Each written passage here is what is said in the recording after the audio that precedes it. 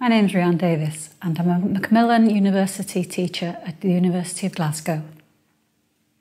The lymphatic system is the body's waste disposal system.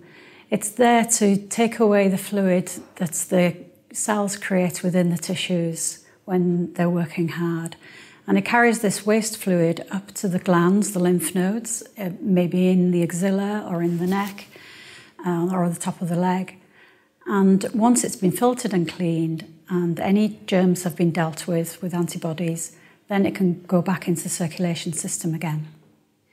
Well, lymphedema is when this fluid can't drain away properly, and that might be after cancer or its treatment, or it might be because some people have been born with a lymphatic system that doesn't function very well. So when the body's under stress, a limb can become swollen.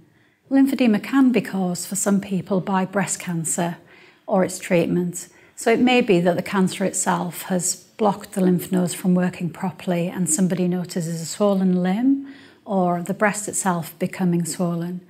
Or sometimes it's the surgery or the radiotherapy that's once had that can cause a trauma to the lymphatic system. But lymphedema can also be caused by treatment for a melanoma or some of the gynecological cancers or even a head and neck cancer, so that the swelling would occur in the face. Lymphedema develops very slowly, so people tend to notice an ache in the limb first, perhaps, or it feels tight or heavy or some odd sensations. And that's really the ideal time to ask the people who are looking after them to check what it is. They may notice that clothes become tight or rings and watches leave indentations.